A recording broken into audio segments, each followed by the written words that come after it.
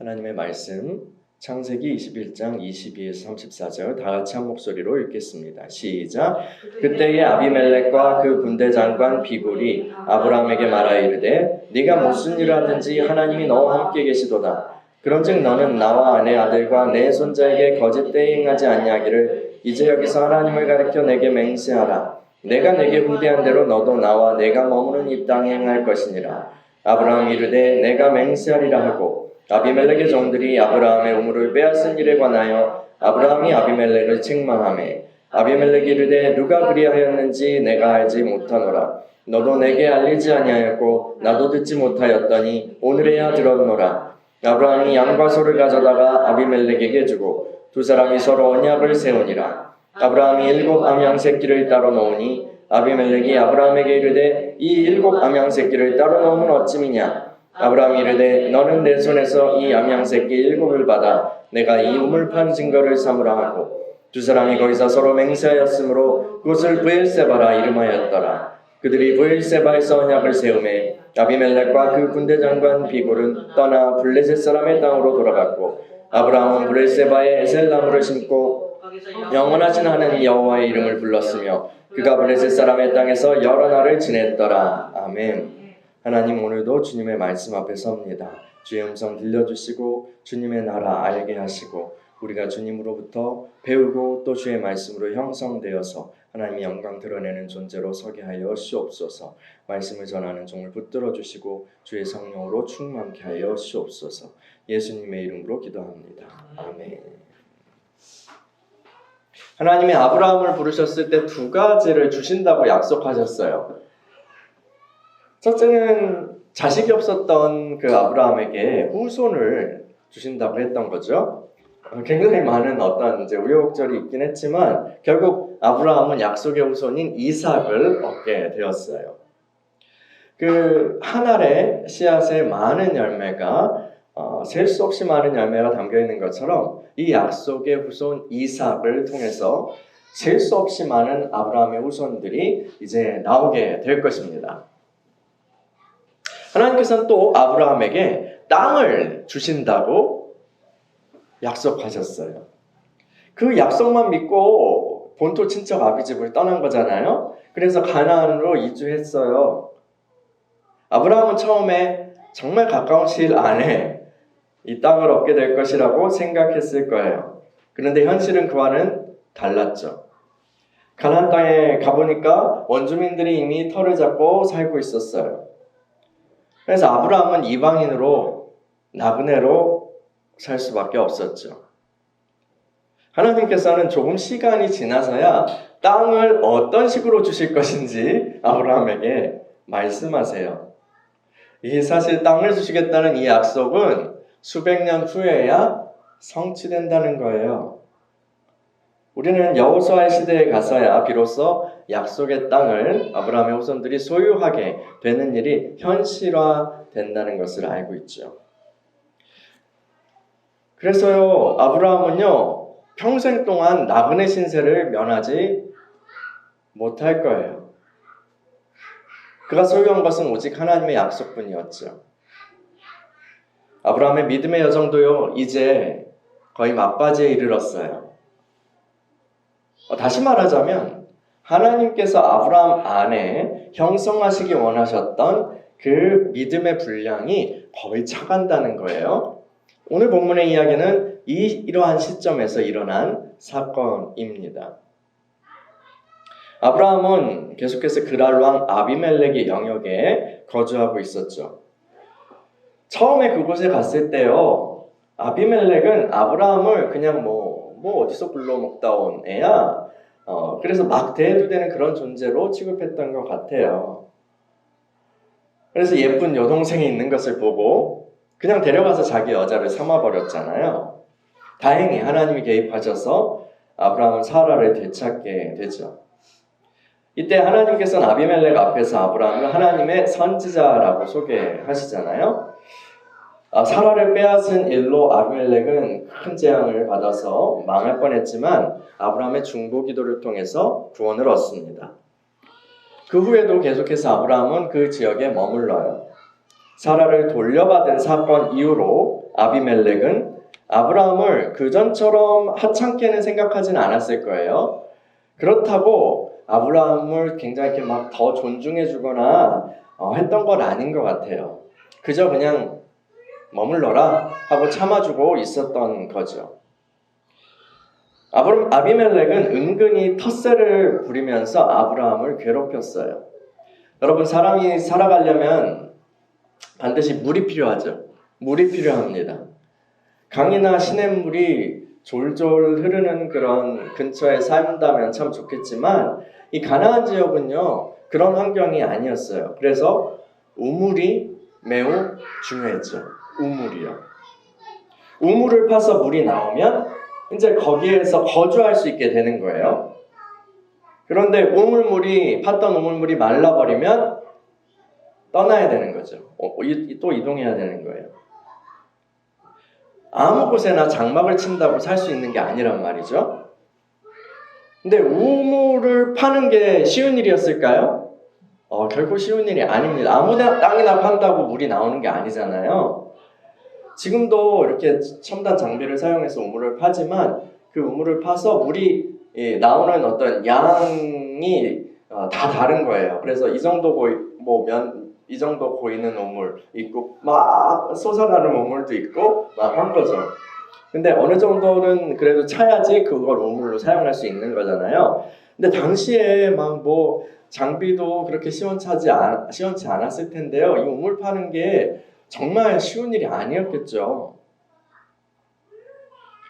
지하에 흐르는 그 물줄기를 찾는 나름의 노하우는 있었을 수 있겠지만 그래도 그게 어려웠을 거예요. 막 땅을 일단 파서 물이 나오면 대박이야. 물이 나오면 대박인데 안 나오면 어쩔 수 없고요. 오늘날 석유가요 굉장히 중요한 자원이잖아요. 막 석유 때문에 전쟁도 하고 지금은 이제 석유 자원이 거의 고갈되어 가는 그런 시점이라고 하지만 이제 지금 그런 시점일수록 더 이 석유 에너지에 대해서 마지막 남은 것까지 뭔가 자기들이 차지하려고 하는 강대국들의 그런 다툼이 있잖아요. 이 석유처럼 아브라함 당시에 이 우물은 굉장히 중요한 자원인 거예요. 아브라함도 그 땅에서 거주하기 위해서요 우물을 팠을 거예요. 근데 이 원주민들은 아브라함이 굉장히 고생할 것을 예상했을 거예요. 아유, 판다고 우물이 나오냐? 막 이러면서요. 한번 고생해봐라 하면서 물길이 있는 정보 같은 것도 주지 않았겠죠. 그런데 아브라함이 우물을 파는데 성공한 거예요. 그 원주민들은 깜짝 놀랐을 거예요. 놀래서 뭐야? 하다가 또 다른 마음을 품었겠죠. 그리고 아브라함에게 찾아가서 무리한 요구를 했을 거예요. 야, 아브라함, 여기 우리 땅이잖아? 그러니까 이 우물도 우리 거야. 이 우물 내놔. 한 거죠. 아브라함은 억울해했겠지만 그들에게 우물을 내어줬습니다. 이 일들이 한 차례인지 아니면 그 이후로도 수차례 더 반복되었는지는 잘 모르겠어요. 그런데 후에 이삭이 비슷한 일을 이 땅에서 또 겪거든요. 그걸 참고해 볼 때 아브라함은 몇 차례 우물을 더 빼앗겼을 수 있다고 생각할 수 있을 것 같아요. 이게 자신이 판 우물을 원주민들에게 빼앗기는 사건은요, 이 아브라함이 나그네로서 살면서 겪은 서러움의 어떤 대표적인 사건이었을 거예요. 그 외에도 그 나그네 서러움이 얼마나 많았겠어요. 텃세 부리는 그런 원주민들로 인하여서 당했던 여러 가지 수모나 혹은 불이익들이 얼마나 많았겠어요. 이 아비멜렉은요, 후에 아브라함과 이야기를 하면서 자기도 아무것도 몰랐어요. 우물 빼앗은 일 나 몰랐어요. 두 아들이 멋대로 한 일일걸요? 그렇게 둘러대요. 근데요, 그게 사실일 수도 있지만 저는 그 말을 믿기는 어려워요. 이 모든 일들 뒤에는 아비멜렉의 의중이 담겨 있었으리라고 봅니다. 여러분, 중국이나 대만 출신으로 이제 다른 나라, 여러 나라로 이주한 사람들, 화교라고 부릅니다. 그렇죠? 우리나라에도 있죠. 이들은 자기 정체성과 또 그 문화도 강하고 또 수완도 장사도 아주 잘해서 각 나라에서 차이나타운을 형성하고 크게 번성합니다. 그런데 유독 대한민국 우리나라에서만은요 이 화교들이 힘을 쓰지 못했어요. 차이나타운이 있긴 하지만 그렇게 힘을 쓰지 못했다고요. 왜냐하면 우리 정부가 화교들이 강성하지 못하게 굉장히 누르고 배척하는 정책을 썼기 때문입니다. 굉장히 불이익을 많이 줬던 거예요. 이 아비멜렉도요, 아브라함에 대해서, 아브라함과 아브라함의 사람들에 대해서 그러한 태도를 가졌을 가능성이 높았다고 생각이 돼요. 왜냐하면요, 이질적인 집단이 자신의 땅에서, 자신의 동네에서 그렇게 거주하는 것만도 조금 그런데 그들이 점점 세력이 커진다는 걸 상상하면 이거는 좋지 않거든요. 여러 가지 문제가 발생할 수 있거든요. 그래서 우리나라 사람들도요, 막 저번에 난민, 시리아 난민이나 뭐 이렇게 발생하고 그랬을 때 받자 말자 받아야 된다, 받으면 안 된다, 거기에 누가 섞여 왔을 줄 알고 막 이런 얘기를 했던 그런 게 있었잖아요. 지금도 있고요. 이 텃세라는 것은 기본적으로 단지 이기심뿐만 아니라 이 외지인에 대한 어떤 두려움에 기인한다고 할 수 있죠. 그래서 이렇게 억눌렀을 텐데 근데 이상한 일이 벌어져요. 그렇게 누르고 괴롭히는데 아브라함이 점점 잘 돼가는 거예요. 점점 번성하는 거예요. 이상한 형통이 그에게 있는 거예요. 우물을 빼앗으면 또 다른 곳에서 금방 우물을 찾아내고 그 외에도 여러 가지 그가 손을 대는 일마다 형통하는 게 눈에 보이는 거예요. 아비멜렉의 은근한 억압정책 속에서도 아브라함은 계속해서 번성합니다. 이 아브라함에게서 보여지는 이상한 이해할 수 없는 형통과 번영은 아비멜렉을 놀라게 만들었을 거예요. 결국 아비멜렉은 이 아브라함에 대한 정책을, 그 태도를 변경하기로 결심합니다. 그래서요, 오늘 본문에서처럼 아비멜렉은 군대 장관을 대동하고 아브라함을 찾아갑니다. 그 앞부분만 읽어볼까요? 창세기 21장 22에서 23절 시작. 그때 아비멜렉과 그 군대 장관 비골이 아브라함에게 말하여 이르되 내가 무슨 일을 하든지 하나님이 너와 함께 계시도다. 그런즉 너는 나와 내 아들과 내 손자에게 거짓 대행하지 아니하기를 이제 여기서 하나님을 가리켜 내게 맹세하라. 내가 내게 부대한 대로 너도 나와 내가 머무는 이 땅에 행할 것이니라. 아비멜렉은 아브라함과 일종의 평화 언약을 맺기를 원했어요. 아브라함과 함께 하시는 하나님의 능력을 그가 보았기 때문인 거죠. 그 전에 있었던 여러 가지 불미스러운 일은 뒤로 하고 이제는 서로가 신실한 친구 관계가 되기를 원한 거예요. 여러분, 과거에 아브라함은 마므레 상수리 그 나무 지역에 머물 때에도요, 그들과 이러한 동맹을 맺은 적이 있어요. 그렇죠? 아비멜렉도 이러한 관계를 요구하는 것 같아요. 아비멜렉의 요구를 흔쾌히 수락합니다. 그런데 한 가지 짚고 넘어가야 할 일이 있었죠. 바로 우물 문제예요. 그래서 우물을 왜 뺏어갔어요? 이렇게 얘기를 하니까 아비멜렉은 당황해서 자신은 그 일은 몰랐어요 라고 말합니다. 그리고 이 기회를 놓치지 않고 아브라함은 우물의 소유권을 확실히 인정받기를 원해요. 그래서 평화조약을 맺기 위해서 이제 양과 소를 가져와서 어쩌면 그 횃불 언약처럼 반으로 가르고 이렇게 했을 수도 있고 다른 방식으로 했을 수도 있는데 그 양과 소 외에 따로 7 암양 새끼를 아비멜렉에게 또 이제 주게 됩니다. 그리고 이것으로 자신이 판 우물에 대한 소유권을 공식적으로 보장받게 돼요. 그 사이에서요. 그들이 그곳에서 맹세하였기 때문에 이 우물을 맹세의 우물, 즉 브엘세바라고 이름합니다. 아브라함은 브엘세바에 에셀 나무를 심고 거기서 영원하신 여호와 이름을 불렀죠. 그 이후에도 아브라함은 이 땅에서 여러 날을 더 머물게 돼요. 이 브엘세바가 참 재미있는 게 이게 가나안 땅의 한쪽 경계선이 돼요.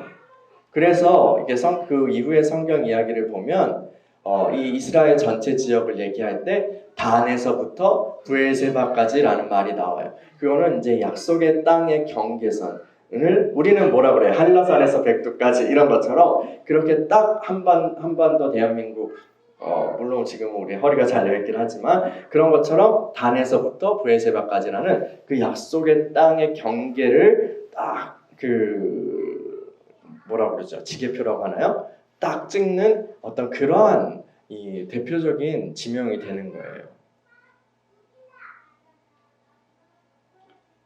물론 아브라함은 그의 생애에 있어서 거기서 나그네로 평생 머물죠.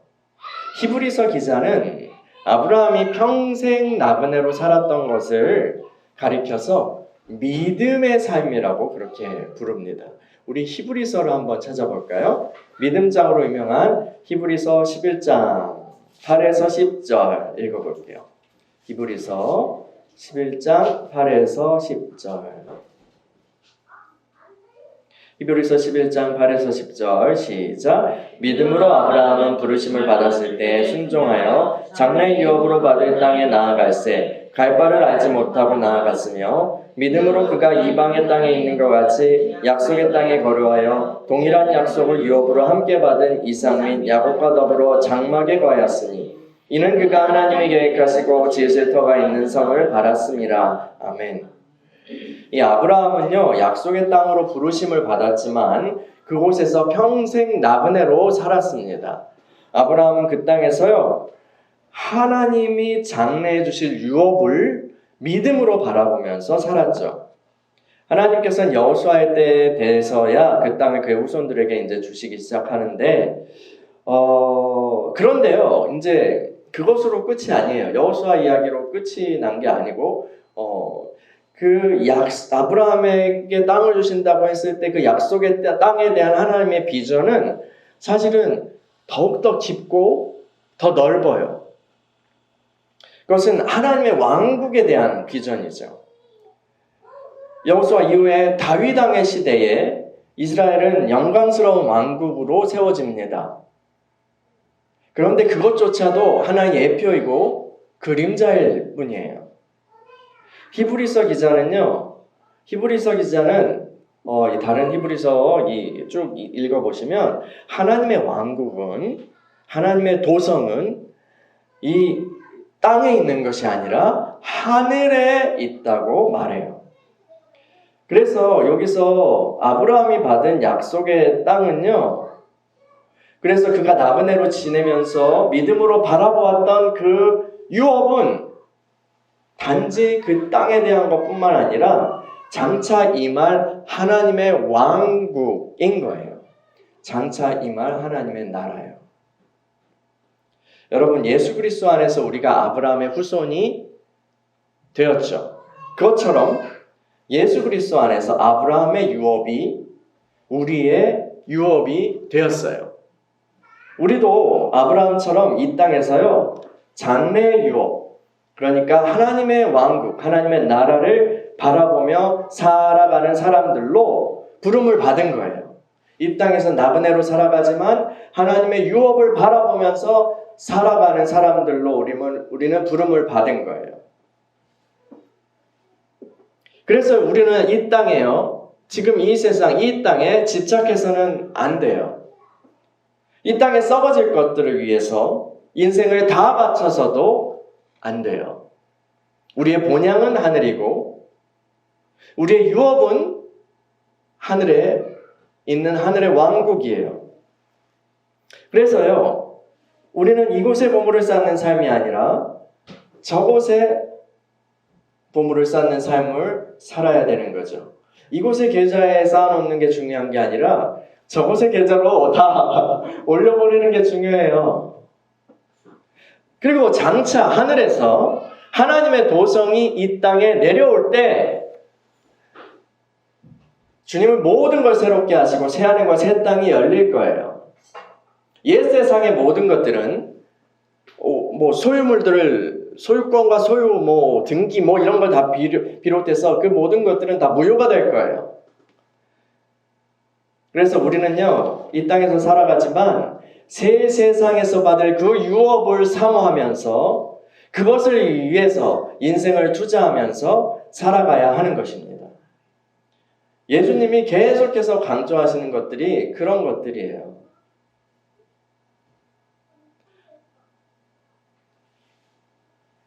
그러나 나그네로 살아간다는 것이요, 늘 빈곤하고 부족하게 살아가야 한다는 그런 의미는 아니에요.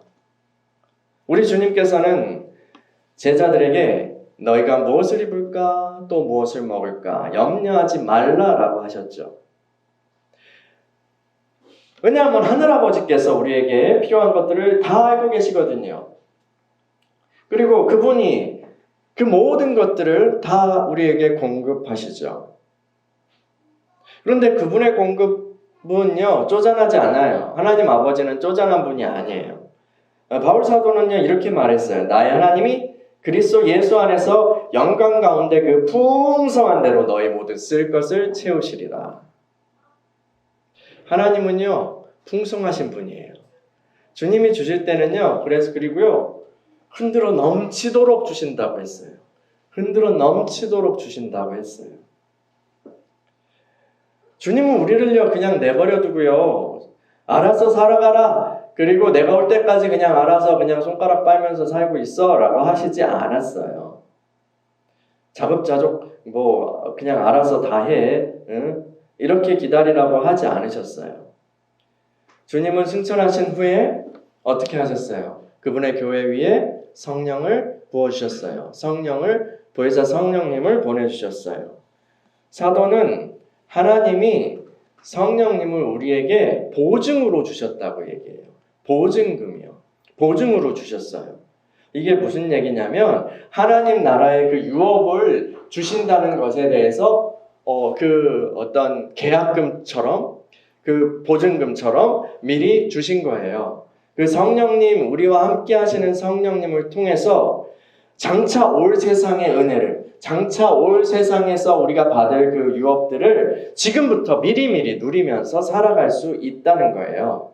그러니까 성령님이 함께 하심으로 우리는 하나님의 나라를 지금부터 경험하면서 살아갈 수 있는 거예요.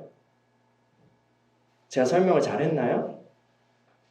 아브라함이 무슨 일을 하든지 하나님이 함께 계신다라고 그렇게 말했던 아비멜렉의 말은요, 정확한 설명이에요.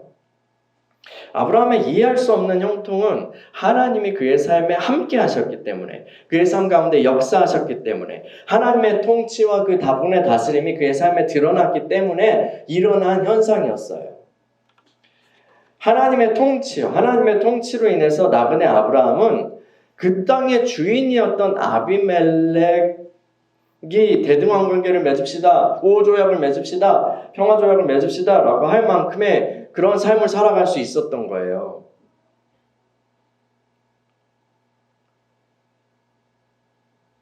사실은요, 보다 넓은 관점으로 보면요, 아비멜렉이 참 잘한 거예요.